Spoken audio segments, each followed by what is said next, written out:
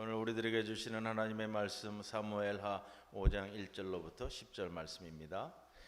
이스라엘 모든 지파가 헤브론에 이르러 다윗에게 나와 이르되 보소서 우리는 왕의 한 고륙이니이다. 전에 곧 사울이 우리의 왕이 되었을 때에도 이스라엘을 거느려 출입하게 하신 분은 왕이시었고 여호와께서도 왕에게 말씀하시기를 내가 내 백성 이스라엘의 목자가 되며 내가 이스라엘의 주권자가 되리라 하셨나이다 하니라.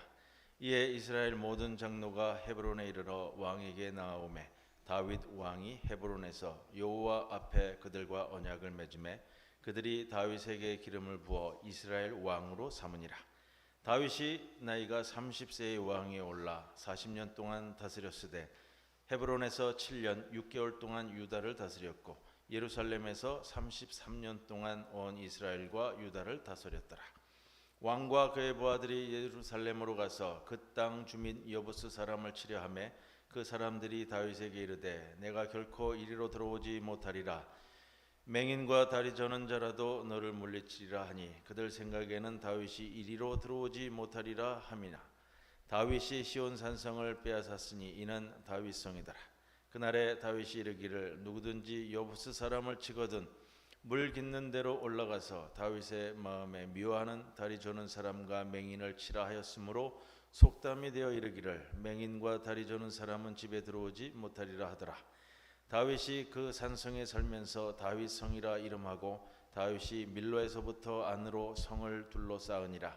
만군의 하나님 여호와께서 함께 계시니 다윗이 점점 강성하여 가니라. 이 말씀 가운데 성령께서 함께 하시기를 기원합니다. 인류에게 가장 위대한 유산은 책이라고 합니다. 책을 통해서 인류가 변해왔고요. 책을 통해서 인류가 상승해 왔습니다. 그런데 앞으로 인류는 지금 챗 GPT와 인터넷과 SNS 이렇게 활기를 치고 있고요. 그래서 앞으로 인류는 두 가지로 나눌 거라는 이야기를 합니다. 하나는 핸드폰만 보는 사람이고요. 하나는 책을 보는 사람이라고. 핸드폰은 뭐냐? 대표적으로 유튜브 얘기를 합니다. 내가 동의하지 않는 불특정 다수의 누군가가 쓴 내용을 자꾸 보게 되는 거예요. 유튜브 저도 그렇습니다만 유튜브는 랜덤으로 펼쳐져 가지고요. 내가 본 것을 기반으로 해서 자꾸 거기와 연관되는 유튜브가 떠오르게 돼 있어요. 그래서 그걸 계속 보면 30분이든 1시간이든 그냥 계속 보는 거예요. 왜 그러냐? 그 꼬리에 꼬리를 물고 가고 그냥 정신없이 보는 거예요. 불특정 다수가 랜덤으로 올린 거를 내가 그냥 보게 되는 거예요.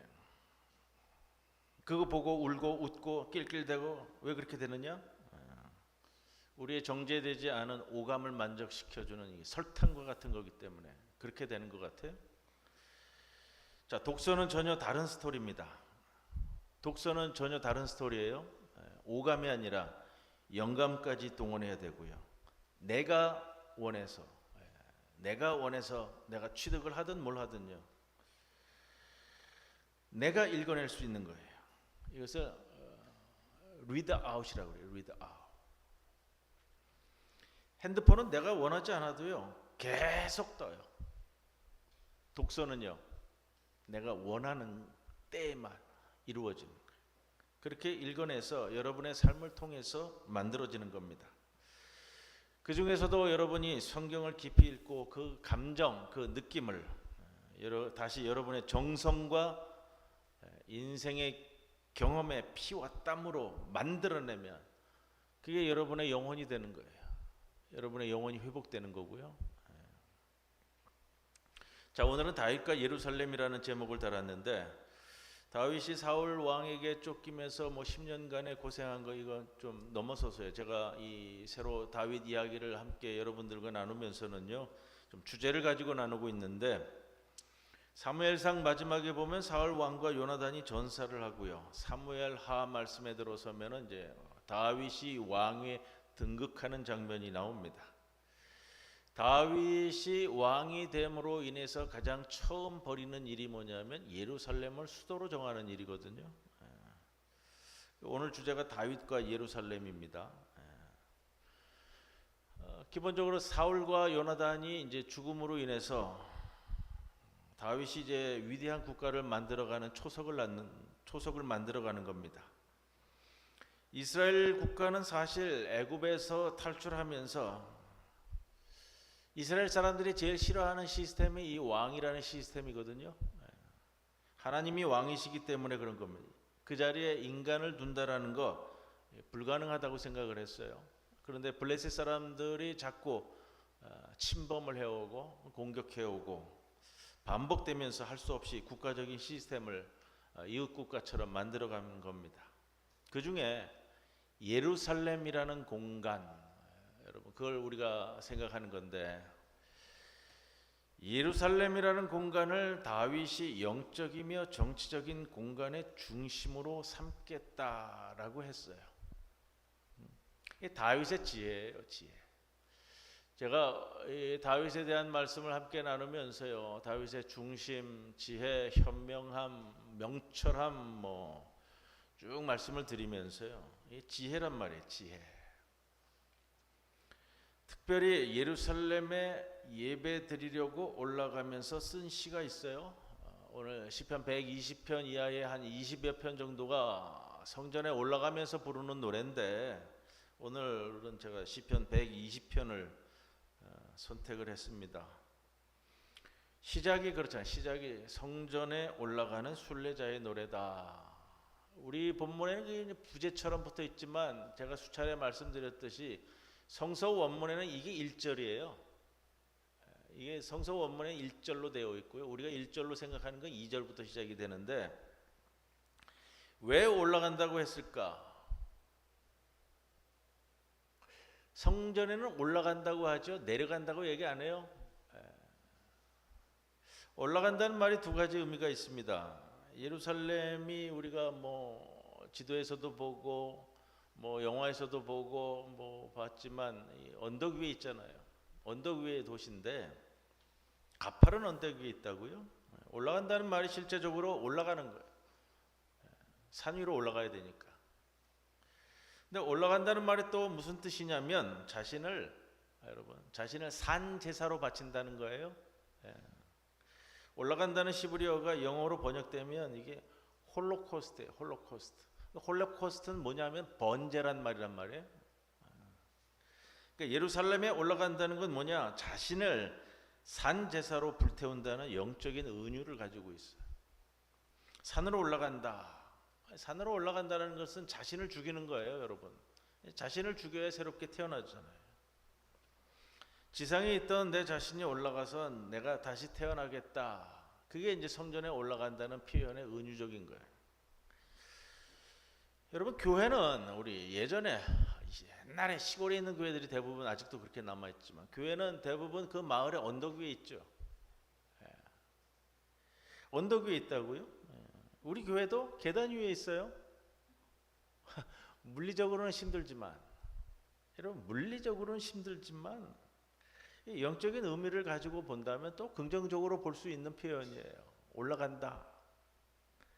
1절, 오늘 120편 1절 말씀 보세요. 내가 환난 중에 곤경 중에 주님께 부르짖으니 그가 나에게 대답하였다.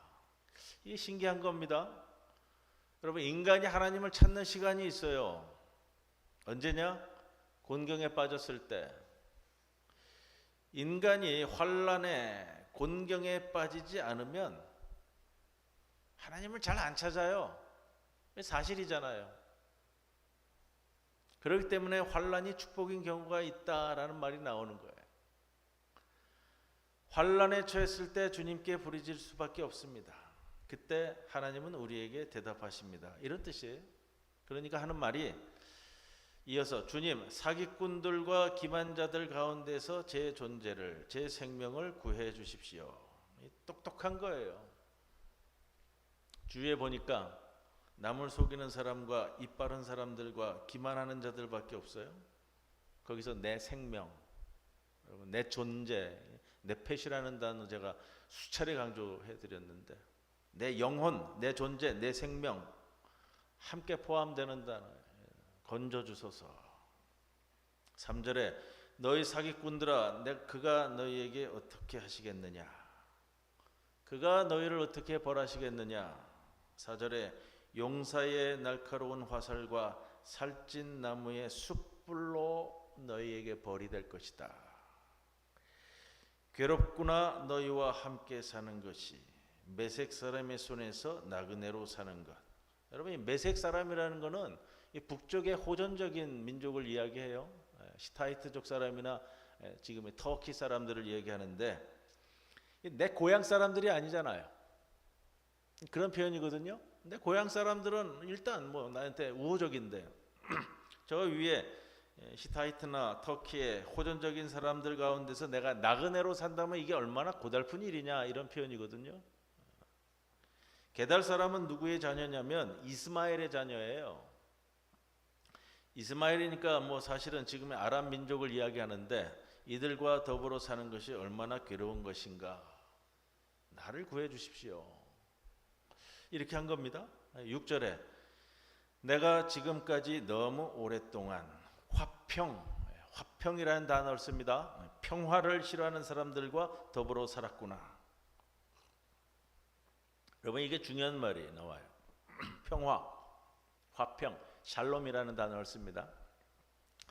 예루살렘이라는 말은 이 샬롬이라는 어근에서 나왔어요. 샬롬이라는 것은 원래 아주 오래된 이스라엘이 등장하기 전부터 이 살람이라는 이 가나안 땅 신 이름이에요. 이 살람이라는 신은 무슨 신이었냐면 이 가나안 지역에서 이걸 얘기하는 거예요. 황혼에, 여러분, 황혼, 요즘 같은 날씨에 이 황혼, 해가 져갈 때 이 황혼을 관장하는 신이 살람이라는 신이었어요. 요즘 굉장히 덥고 무덥잖아요. 근데 해가 져갈 때에 뭐 우리 가까운 뭐 송도 해수욕장이나 어디 가서 해가 져가는 모습을 요즘 이렇게 물끄러미 보면 땅거미가 질 때에 바라보고 있으면 그때는 어떤 때냐? 아무도 싸움을 걸어오지 않는 조용한 시간. 그 평안함이 살람이란 말이에요. 상상이 되시죠? 근데 이 살람이란 말을 제가 한번 또 말씀드렸어요. 성경 강의 시간에 말씀드렸는데 바벨론 경제 문서에 처음 등장하는 단어예요. 고대 사회에서요. 지금부터 뭐 한 3,000년 전의 고대 사회에서 먹을 게 없으면 쌀을 빌려야 되고요. 뭐 돈을 빌려야 되는데 어디 가서 빌리느냐? 고대 사회에서는 신전에 가서 빌리는 거예요. 신전에 가서 빌려가지고 농사를 짓고 돈을 빌렸다가 추수 때가 되면은 그 차용한 돈을 신전에 가서 다 갚게 돼요. 못 갚으면요, 노예로 팔러 가는 거예요. 노예로. 다 갚으면 얼마나 마음이 편해. 그럼 신전에서 거기에 대해서 살라미라고 써주는 거예요. 이게 평화예요. 원래 의미가 경제적인 용어고요. 사회 경제적인 용어거든요. 한번 상상을 해보세요. 내 채무 관계가 다 끝난 상황이에요. 채무 관계가 다 갚아가지고 걱정이 없는 상태. 이 얼마나 평안하겠습니까? 이게 샬롬의 근원적인 의미란 말이에요. 근데 여러분, 여기서 멈추는 게 아니에요. 더 깊은 영적인 의미가 있어요. 그게 뭐냐? 여러분과 내가 하나님께서 창조하셔서 이 땅에 보내주셨는데 이 땅에 나를 창조하셔서 보내셨을 때는 하나님이 가지고 있는 이 나에 대해서 가지고 있는 이 소망과 의무와 임무가 있어요. 우리는 한평생 살아가면서 하나님께서 나를 창조하신 그 임무를 찾아가야 된 책임이 있는 거예요. 그거를 다 해야 될 의무가 있는 거고요. 하나님으로부터 우리가 부여받은 임무, 사명, 그것이 빚이라는 거예요. 그게 빚이라는 거예요, 우리 삶에서. 그리고 그 임무를 다 했을 때, 또 다 해 나갈 때, 또 그것을 올곧게 찾아 내가 살아갈 때에 나에게 오는 평안함이 샬롬이에요. 자, 샬롬이라는 뜻은 여기까지 와야 돼요, 우리가. 여러분, 인생이란 무대에서 우리 모두 각자의 임무가 있습니다. 그거를 하는 것이 샬롬인데, 그래서 이 인사말 샬롬이라는 것은 우리가 예배 중에 인사말을 할 때 어떻게 인사하죠? 주님의 평안을 빕니다. 이 평안이 샬롬이잖아요. 안녕이란 뜻인데 그 뒤에 있는 게 무슨 뜻이냐? 당신은 오늘 해야 할 일을 다 했습니까? 혹은 당신은 당신이 해야 될 일을 알고 있습니까? 라고 묻는 거예요. 그냥 뭐 아무 무탈해가지고 그냥 뭐 잘 먹고 잘 살았습니까? 이거 묻는 거 아니고요. 하나님이 주신 여러분의 미션을 잘 감당하고 있느냐라는 걸 묻는 거예요. 6절에 자기가 성전에 올라가면서 화평을 미워하는 자들, 이 뭐냐면 누구에게나 자신이 해야 할 거룩한 임무가 있다는 것을 모르는 사람, 그걸 싫어하는 사람과 더불어 살게 된 그런 자들과 함께 살게 된 자신의 운명을 한탄하는 말이에요. 이 말이 차원이 달라요. 표현이 다르다는 얘기예요. 뭐 그냥 요즘 하는 말로 얘기하면 레벨루가 다른 표현이에요. 이거는 7절에 나는 평화를 사랑하는 사람이다. 내가 평화를 말할 때 그들은 전쟁을 생각한다. 샬롬의 반대말이 나오죠. 뭐죠? 전쟁이에요. 그럼 전쟁은 뭐냐? 밀하마라는 단어를 쓰는데요. 이 표현이 굉장히 신기해요. 밀하마가 무슨 말이냐면 빵을 빼앗는 게 전쟁이래요. 빵을 빼앗는 거. 고대 사회에서 의미를 알 수 있죠. 빵을 빼앗는 것이 무엇인지. 그러니까 이 전쟁만 하는 사람들은 자신의 이익만 구하는 사람이고요. 샬롬은 뭐예요? 자신의 삶에서 자기가 해야 될 고유한 임무에 몰입하고 있는 사람이 평화로운 사람. 이게 샬롬이에요. 그런 사람이 여러분들 보시잖아요. 그런 사람이 이 세상에서 뭐 남자나 여자나 학생이나 노인이나 어린이나 할 것 없이 자기 일에 몰입하고 있는 사람이 제일 멋진 사람이에요. 그렇죠? 여러분 아내 된 사람으로서 남편을 볼 때 가장 매력 있을 때가 언제예요? 자기 일에 열심히 매진하고 있는 모습을 볼 때 가장 매력 있는. 학생을 볼 때 가장 멋진 게 뭐예요? 열심을 다해서 자기가 공부하는 모습을 볼 때 가장 멋지고 가장 매력 있잖아요. 아니에요?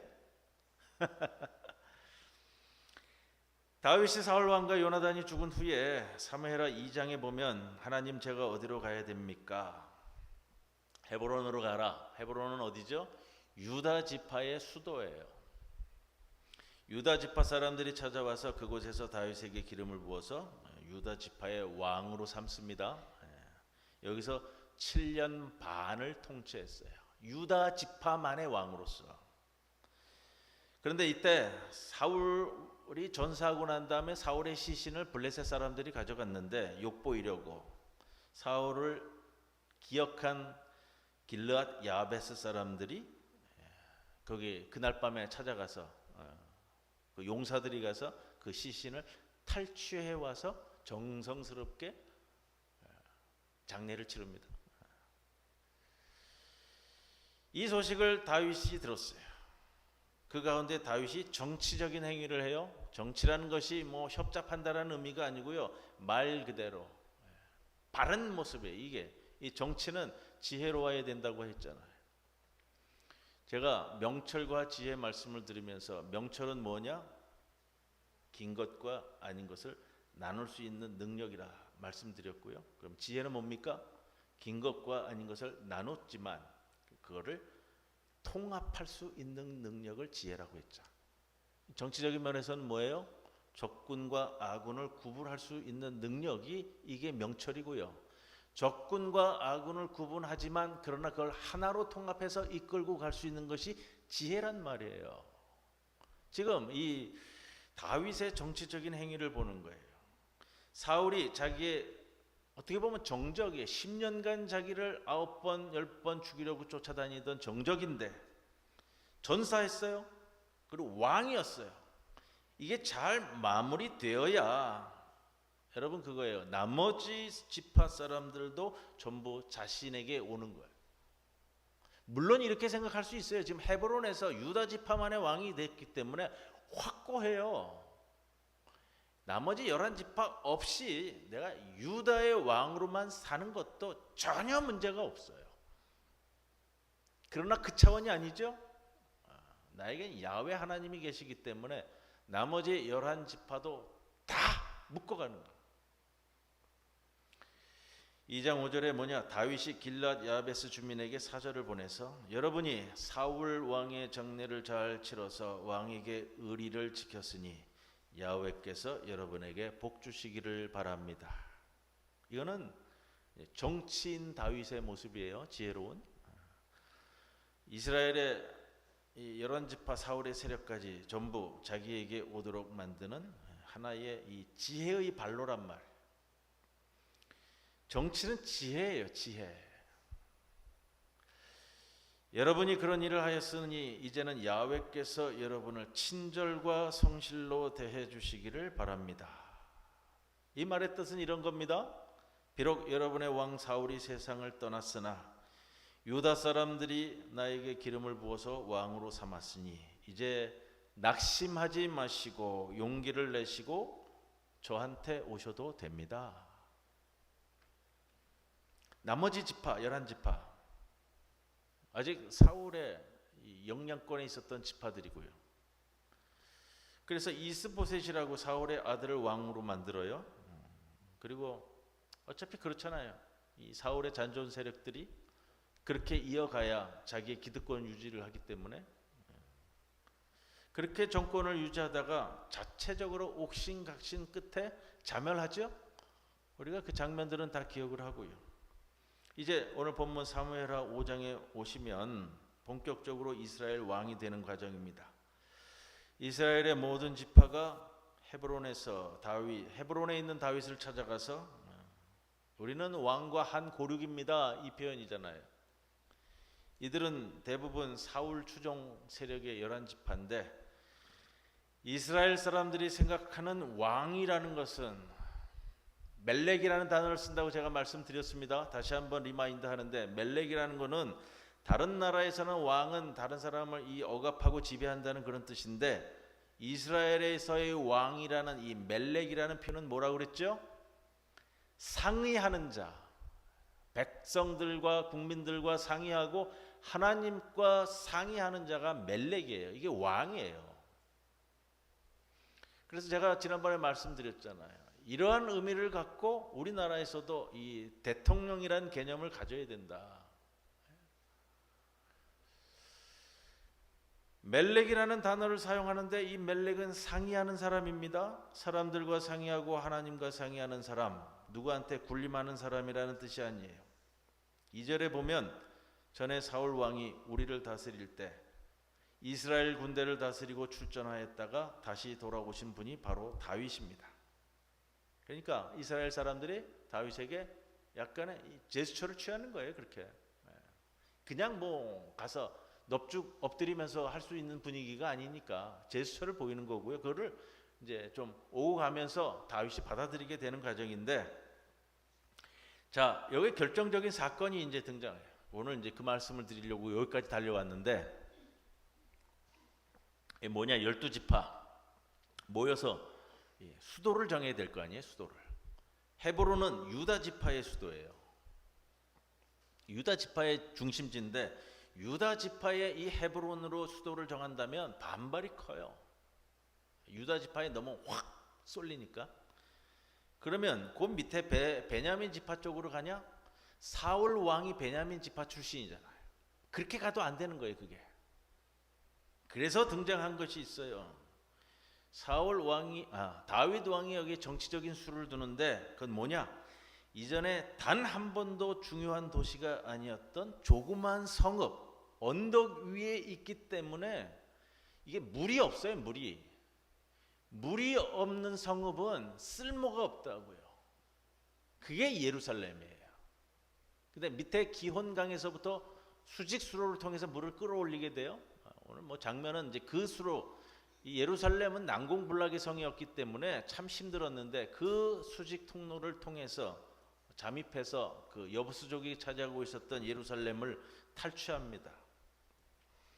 9절 보세요. 다윗은 그 성을 점령하고 나서 그 산성에 살면서 이름을 다윗성으로 말했습니다.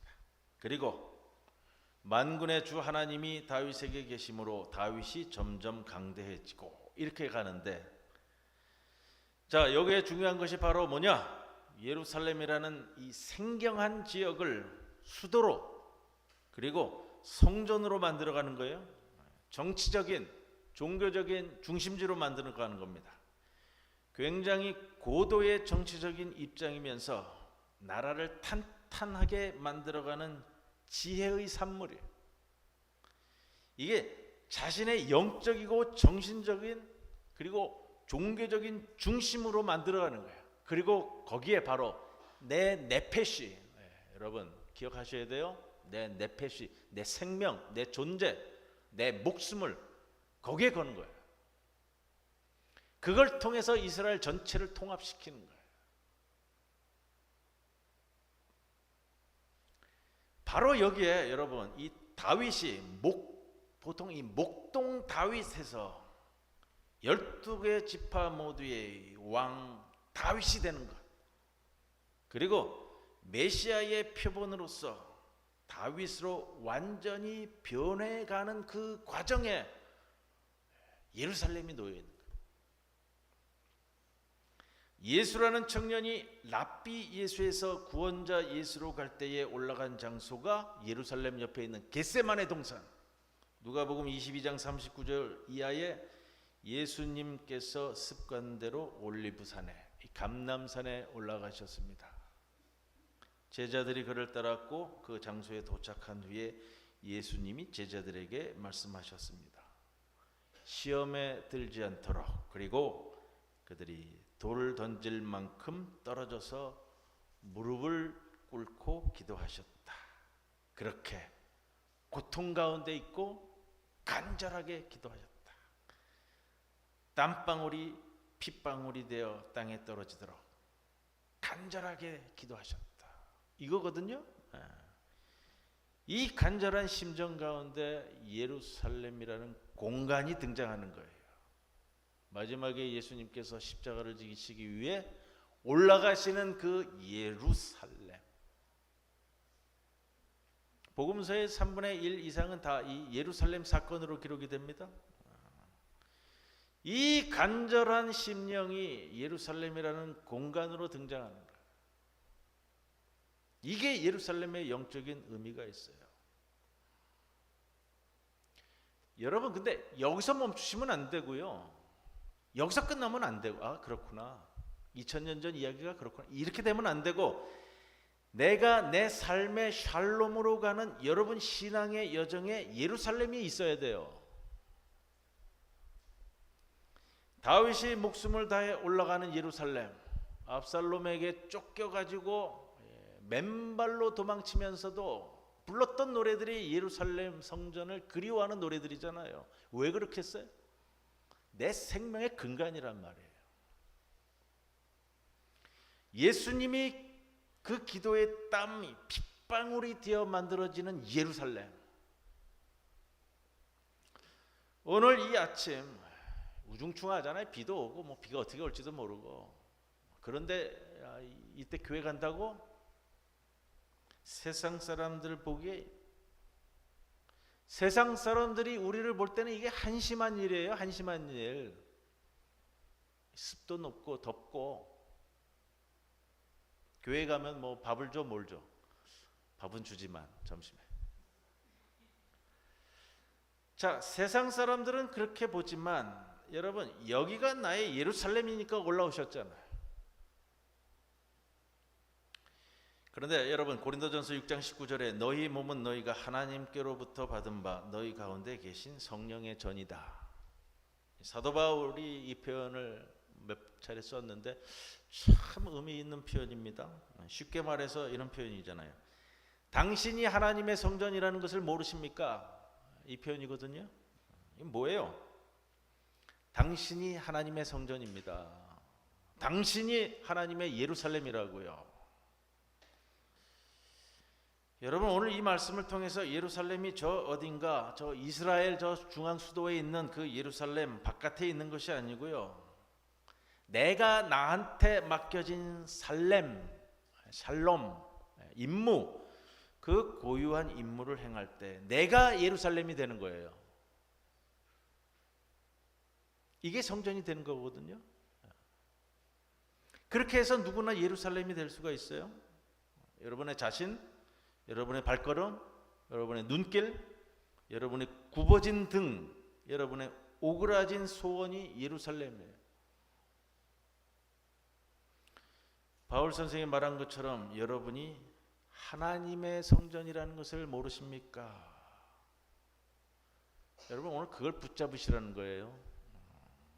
다윗이 예루살렘을 정복하듯이 여러분이 여러분 자신을 정복하시고요. 여러분 가운데 있는 그 생명 네페시를 거룩한 공간으로 만드십시오.